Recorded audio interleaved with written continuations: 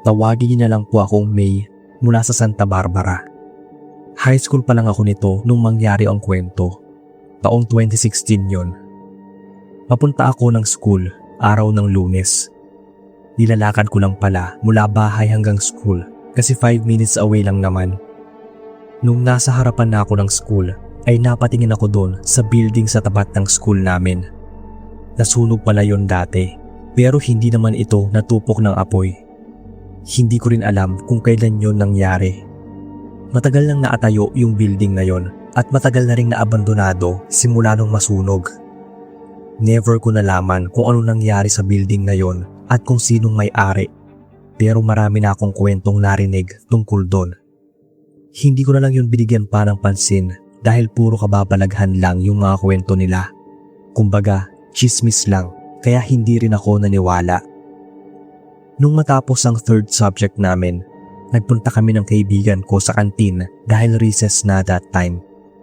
Habang kumakain kami, nakwento nito na may namatay kaming schoolmate kahapon lang. Linggo yun. Kwento nito sa akin ay bigla na lang daw itong namatay sa hindi malamang dahilan. Nalaman na lang nila na atake ito sa puso. Sabi naman daw ng iba ay tumingin ito sa abandonadong building kaya ito namatay. Marami pang mga spekulasyon. Hindi naman ako naniwala sa kwentong namatay ito dahil lang tumingin sa building na yun. Halos araw-araw ko naman kasing nakikita yon kapag pumapasok ng school pero wala namang nangyayari sa aking masama. Pagkatapos namin kumain, bumalik na kami sa room para sa next subject. Pauwi na ako noon the same day. Nauna na yung kaibigan kong umuwi noon. Habang papalabas ng gate ay nakasalubong ko yung tindero sa tapat lang ng school. Tawag pala namin sa kanya ay Tatang dahil may katandaan na rin ito. Binati ko naman siya noon at ganoon din siya. Matagal na nung nagtitinda si Tatang sa tapat ng school at nakilala ko siya nung grade 6 pa lang ako. Lagi kaming bumibili sa kanya kasi sobrang bait nito kaya mahal din siya ng mga estudyante doon sa school. Bago ako umuwi ay sinabi nito na wag daw akong tititig kapag may nakita akong tao doon sa building. Dahil kung hindi ay susundan daw ako ng taong yon. Ang mas malala pa ay kapahamak ko yon at mamatay. Nagtaka ako sa tinura ni Tatang dahil unang beses niya akong binalaan tungkol doon kahit na matagal na kaming magkakilala. Tinanguan ko na lang siya bilang pagsang-ayon at umalis na. Hindi ko na lang din pinansin yung sinabi niya nung araw na yon dahil nga sa hindi ako naniniwala sa mga kababalaghan.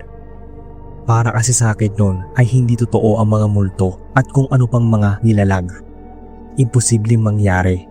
Sa TV o movies lang yung mga ganong bagay. Ilang araw ang lumipas ay naapagtatakang may iilan ng namatay na estudyante sa school namin. Kung hindi estudyante ay mga taong napapadaan doon. Lahat daw sila ay pare-pareho ng kinamatay. Atake raw sa puso. Hindi ko alam kung coincidence lang ba yon o ano, pero di ko maiwasang isipin kung totoo ba yung babala ni Tatang. One time, papunta na ako ng school noon. Medyo maaga, mga bandang 7 AM. Tulad ng lagi kong ginagawa ay nilakad ko lang yon. Nagtaka ako noon nung maarating ng school. Hindi ko nakita si Tatang na nagtitinda. Usually kasi ay nandoon na siya na nagtitinda ng maaga ng ganong oras at never siyang pumalya kahit na minsan ay masama ang pakiramdam niya. Papasok na ako ng gate nung maasalubong ko yung kaibigan ko. Tinanong ko kung bakit wala si Tatang. Ang sabi niya ay namatay na raw ito. Nalungkot ako sa nalaman ko na wala na si Tatang. Para na rin kasi namin siyang lolo. Pero mas nagulat ako nung malaman ko ang dahilan ng pagkamatay nito. Kagaya rin ng iba, atake sa puso. Doon na ako nagsimulang matakot. Isipin yung pare-pareho sila ng kinamatay. Parang hindi lang yun coincidence lang, kundi parang sinadya na talaga. Dahil half day lang kami nung araw na yun, napagdesisyonan namin na pumunta sa burol ni Tatang. Pauwi na ako noon galing school, bandang alas 7 ng gabi. May tinapos pa kasi akong project that time, kaya late na rin umuwi. Nung gabing yun, nangyari ang kinatatakutan ko. Pagkalabas ko ng gate, Biglang bumigat yung pakiramdam ko. Hindi ko maipaliwanag. Pinakalma ko na lang yung sarili ko kahit kakaiba na yung nararamdaman ko. Di ko na malayan na napatingin na lang ako dun sa abandonadong building. Nakita kong may ilaw dun sa building na yon, which is nakapagtataka dahil nasunog at matagal na yung abandonado. Habang tumatagal ay nahagip na mga mata ko na parang may tao sa loob ng building. Mas nadagdagan yung bigat ng pakiramdam ko nung mapansin ko yung lalaki. Kita ko siya dahil naiilawan ito. Para itong naglilinis. Naalala ko bigla yung sinabi nun ni Tatang na wag ko raw titigan yung tao dun sa building. Kumaripas ako nun ng takbo nang bigla itong lumingon sa gawi ko. Ang lakas ng kabog ng dibdib ko nun na para akong hihimatayin o aatakihin sa puso. Pagka-uwi ko ng bahay, sinubukan kong pakalmahin yung sarili ko dahil todo pa rin yung kaba ko. Hindi ko kasi inakalang makikita ko mismo yung kinukwento nila sa akin. Nakatulog naman ako nung gabing yon, pero di pa rin mawala sa isip ko yung nasaksihan ko. Kinabukasan ay nagstay kami sa library ng kaibigan ko para gumawa ng homework. Kinuwento ko sa kanya yung nakita ko nung gabing yon at kahit nga siya hindi makapaniwala. Habang gumagawa kami ng assignment ay may lumapit sa aming babae. Tanong niya sa amin kung gusto ba daw naming malaman kung anong meron doon sa tapat ng building ng school namin. Kalat na kasi yung balita at yung kwento tungkol sa mga namamatay at doon sa abandonadong building na yon. Dahil sa curious na kami ay nakinig kami sa kwento niya. Kwento nito na may dating restaurant doon sa building na yon. Pagmamay-ari yon ng isang matandang lalaki na ang tawag nila ay Kuya. Walang nakakaalam ng totoong pangalan nito. Isang araw daw ay bigla na lang itong nawala na parang bula. Nalaman na lang ng mga tao na namatay na yung kuya na yon. Wala ring nakakaalam kung anong kinamatay nito. Sabi ng mga tao ay kasama ito nung sinunog yung building kung nasaan yung restaurant niya. Ang kinala ay sinunog ito dahil sa inggit dahil successful ang restaurant niya dati. Dahil sa nangyari, kaya raw nagpapakita minsan yung may-ari dahil gusto nitong maghiganti. Hindi raw ito matahimik. Sabi ng iba, sumasama raw ito sa kung sino man ang makakita sa kanya sa building at tumititig. Pagkatapos ay mamamatay tulad niya. Kaya yung mga hindi nakakaalam ng kwento ay napapahamak daw tulad ng ilang mga estudyanteng namatay, pati na yung ibang mga tao. Pero maraming bersyon ang kwento ng building na yon at sa may-ari, dagdag pa ng babaeng estudyante. Simula nung malaman ko yung kwento tungkol sa abandonadong building na yon ay hindi na ako kailanman tumingin pa doon hanggang sa graduate ako ng high school. Magpasa hanggang ngayon ay nandoon pa rin yung building at hindi pa rin ako makapaniwala sa aranasan kong yon. Doon rin ako magsimulang maniwala na sa mga kababalaghan sa mundong to dahil wala rin namang mawawala kung maniniwala ako. Nagdag impormasyon na rin para makaiwas sa mga kapahamakan. Naging 50-50 lang ako sa paniniwalang dahil lang tumitig sila doon sa building na yon ay namatay na yung mga estudyante at yung ilang mga taong dumadaan. Oo, naniniwala na akong may multo at mga elemento. Pero sa tingin ko ay coincidence pa rin yon, yung sinasabi nilang sumpa ng pagtitig sa abandonadong building.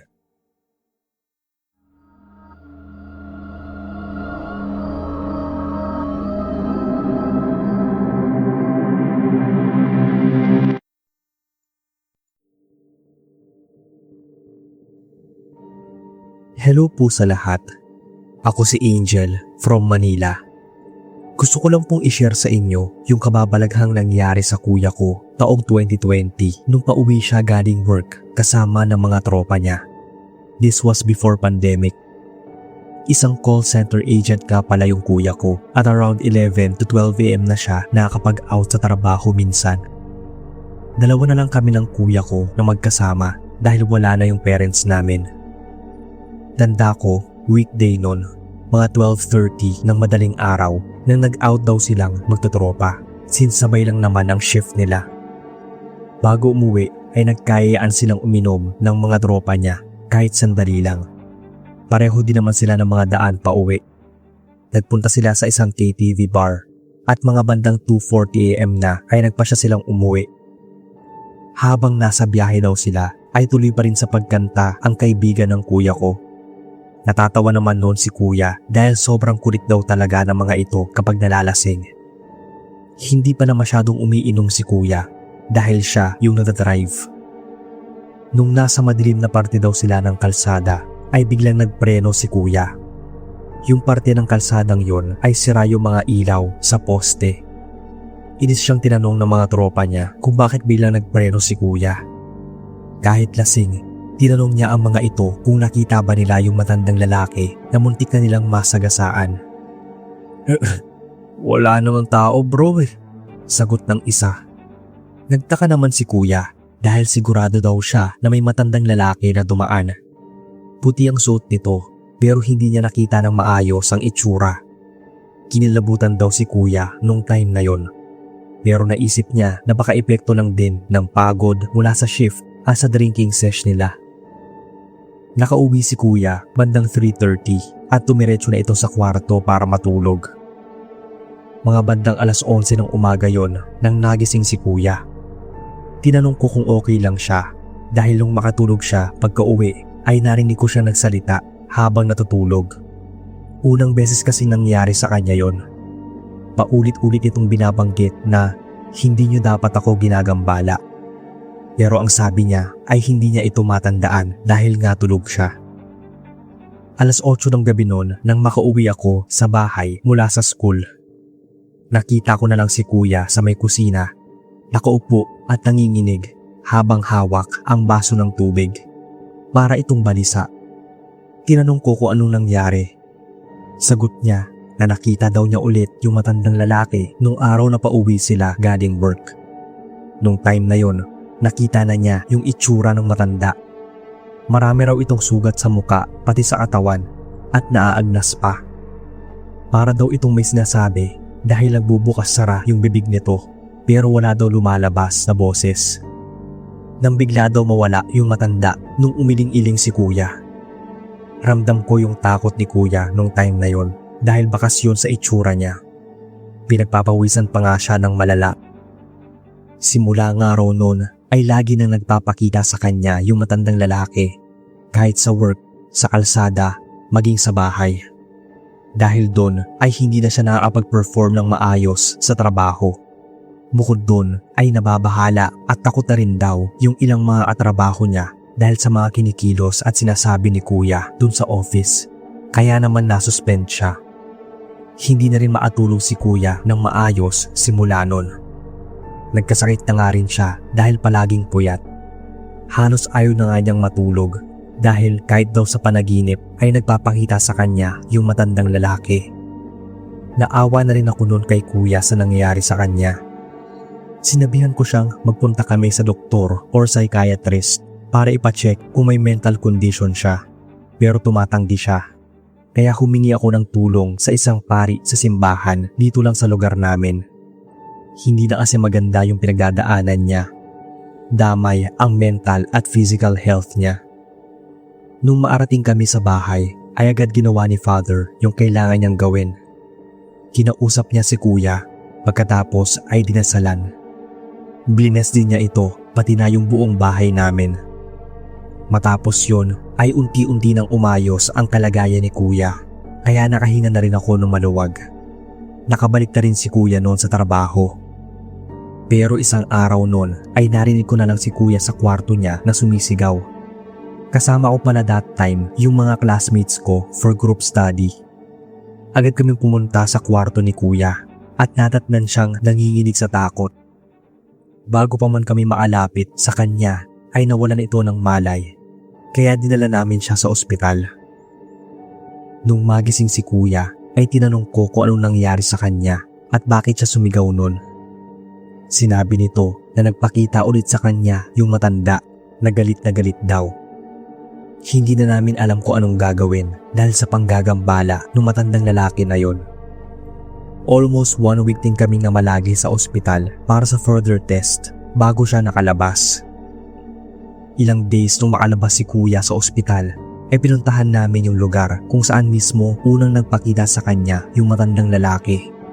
Kasama niya noon yung mga kaibigan niya na nakasama niya sa inuman. Naisip ni kuya na pumunta doon at humingi ng tawad dahil baka nagambala nila yung kaluluwa ng matanda nung one time na magawi sila dun sa kalsada. Hindi naman kasi yun yung usual na ruta na dinadaanan niya pagpapasok at paalis ng trabaho.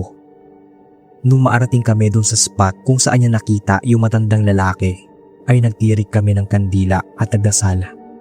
Humingi rin sila ng tawad sa kung anumang nagawa nilang panggagambala.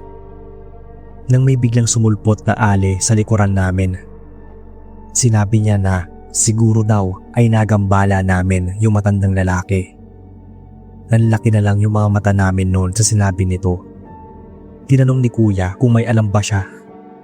Ang sagot ng ale ay meron daw talagang matandang lalaki na nagpapakita sa mga dumadaan dun sa kalsada na yon. Lalo na kung nagagambala ito, katulad ng nangyari sa kuya ko at mga kaibigan niya na maingay na nagkakantahan nung mga oras na yon. Kapag daw dumadaan dun sa kalsada na yon, ay dapat magpaalam para hindi na sila magambala ng matandang lalaki. Kumbaga, para siyang counterpart ng tabi-tabi po.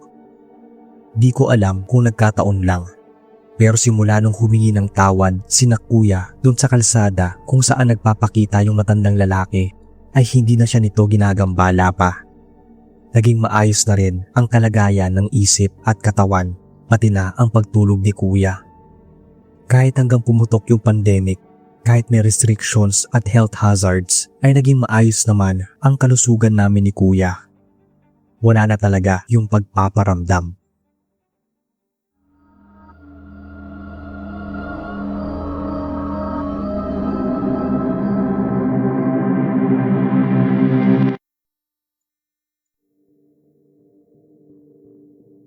Hindi ho ako magaling magkwento, kaya kayo na po ang bahala.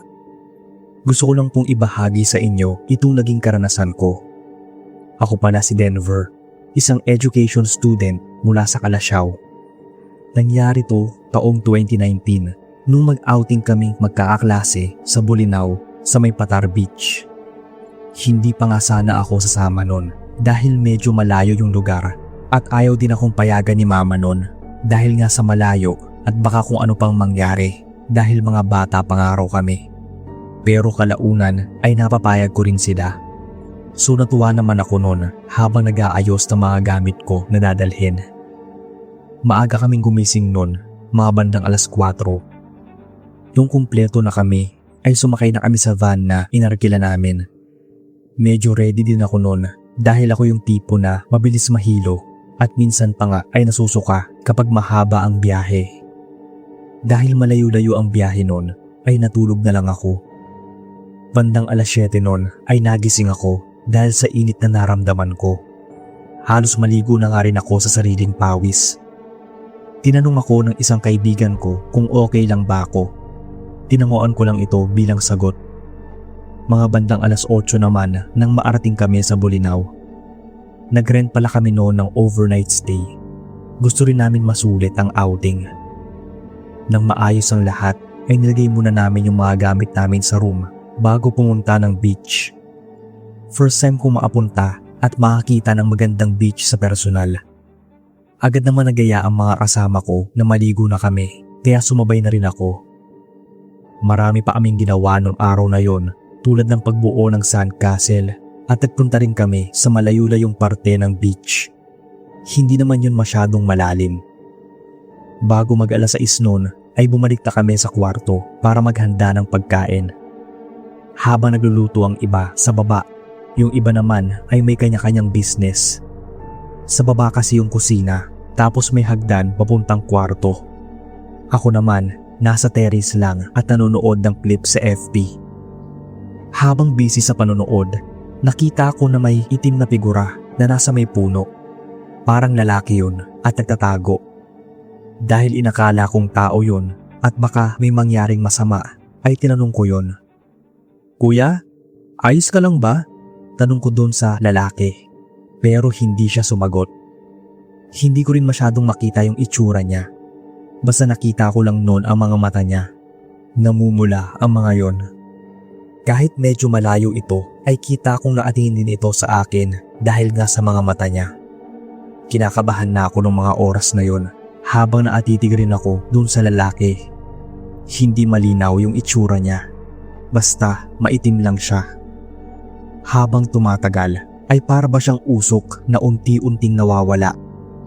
Hindi ko maiwasang matakot ng mga sandaling yon at magtaasa ng mga balahibo.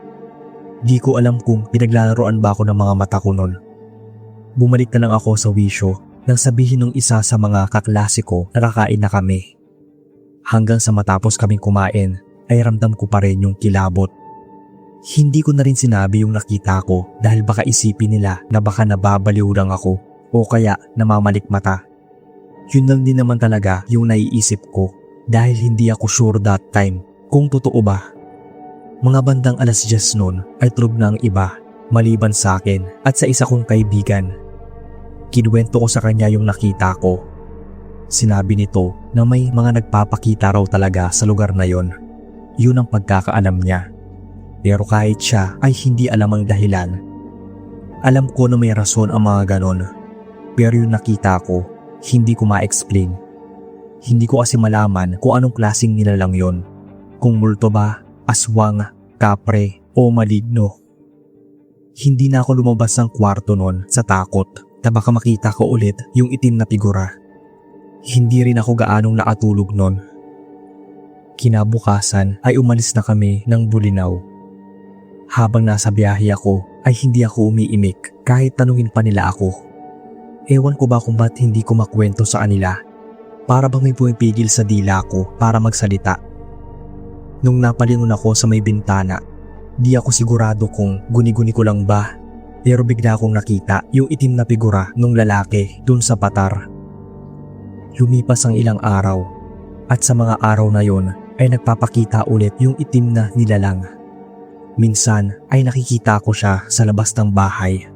Minsan naman ay sa punong madadaanan ko kapag lumalabas ako.